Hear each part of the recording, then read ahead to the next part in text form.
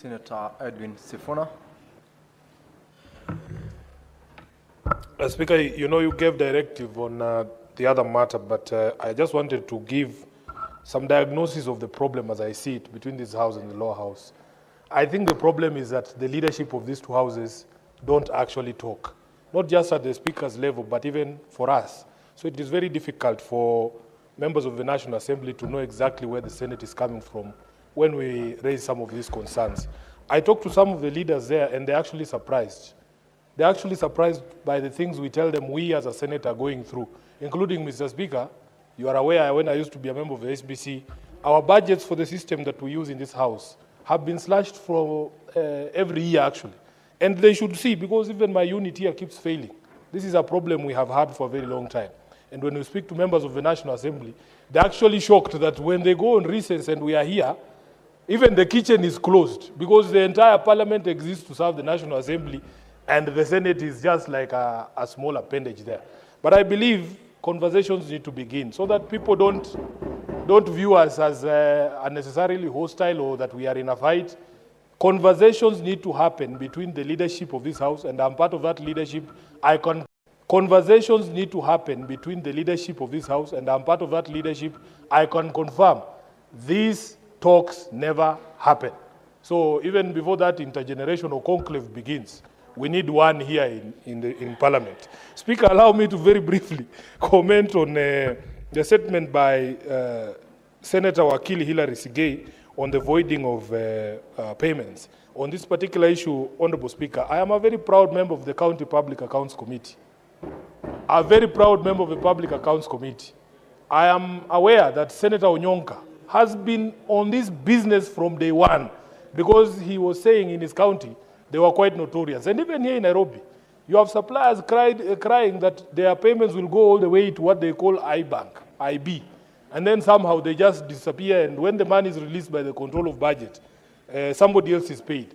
Speaker, I am aware that Governor of Central Bank, Kamau Thuge, actually appeared before the devolution committee of this House, and he told us that the CBK is going to tweak some technology there. And maybe we can send Ososi, who is our expert on ICT, to confirm that this has actually been done. He spoke of things that, of course, I would not recognize, but I'm sure Ososi knows. There's a system called Temenos T24 and something they call GDI, Granular Data Integration. And he has assured this House through the Committee of Devolution that there will no longer be possibility of county officials voiding transactions. Once the control of budget has released money to pay supplier X, it is no longer going to be possible for you to make those changes. And I think this House and Senator Onyonka, you can be very proud, because you have pushed this agenda from the beginning of this House. And I am happy that someone at the CBK has finally listened, and we are hoping that there will be a change. I thank you, Honorable Speaker. Thank you. Now, Honorable Members, the 15 minutes for comments on statement is over. We will, for purposes of convenience of the House, we have got in the next order a number of bills for the Committee of the Whole, but we don't seem to have the numbers. I will therefore rearrange the order paper and ask the clerk to call order number 17. Motion. Order number 17 is a motion, reports of the Standing Committee on Devolution and Intergovernmental Relations on its inquiry into the state of markets in Vihiga and Bungoma counties, arising from a statement sought by Senator Godfrey Osotsi, MP, and Senator David Wakoli, MP. Resumption of debate. Honorable Senators, this is a resumption of debate that was interrupted on 31st of July 2025, and when the House rose, Senator Godfrey Osotsi was on the floor contributing to this particular statement, and you still have got a balance of 12 minutes to conclude on your comments on this committee report. If you still have comments to make, you may utilize your 12 minutes that was remaining. Thank you, Mr. Speaker. Mr. Speaker, I had started commenting on the report by the Devolution Committee on the markets in Vihiga and Bungoma following the visit by the Committee of Devolution, headed by my good friend, Senator for Wajir, who did a very good job to visit the two counties last year in June.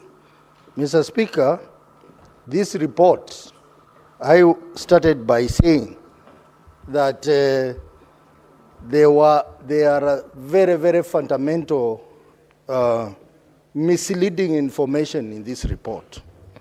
If you look at the report, it is giving figures which are not matching up, Mr. Speaker. Mr. Speaker, there is a table there that shows that between 2018, 2019, all the way to 2023, 2024 financial years, a gap of 6 years, the county made a mere 82 million shillings, Mr. Speaker.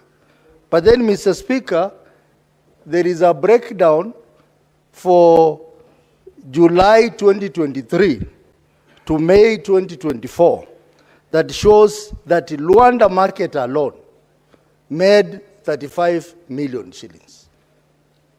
Clearly, even a school-going child will know that there is something fishy about this. So I want to request the Committee of Devolution to relook at the information that was provided by the county government of Vihiga on the revenues that are earned by markets in Vihiga County. Because Luanda alone, if Luanda alone in a span of 10 months could contribute 35 million, how about all the other markets, Chamagogo, Mudete, Chavakali, Mbale, Serem, if Luanda, Isibuye, in 6 years, how would they contribute only 82 million shillings? Mr. Speaker, some of the things that county government give to us in our committees are shocking, and this is one of them. So I will be asking, before we adopt this report, Mr. Speaker, I'll be asking the Committee of Devolution to relook at what was given to them and which they are put in the report, which is misleading, Mr. Speaker. Mr. Speaker, challenges of infrastructure in Vihiga County, in our markets, are real and serious, Mr. Speaker. Mr. Speaker, how would you operate a market without a toilet or without a functioning toilet? How would you operate a market without drainage, without water, without everything, Mr. Speaker?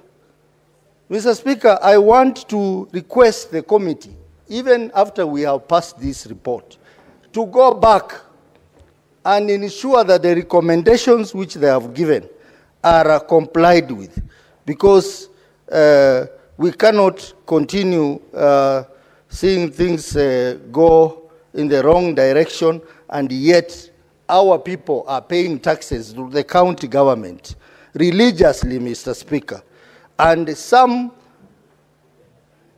cases, the traders are even facing very serious sanctions from the county for not paying taxes. But after they pay, they are not getting better services, Mr. Speaker. Mr. Speaker, we have serious issues around beautification. For example, if you go to Mbale town, Mr. Speaker, there was an amount that was given by the Kenya Urban Support Program. But look at the beautification, Mr. Speaker.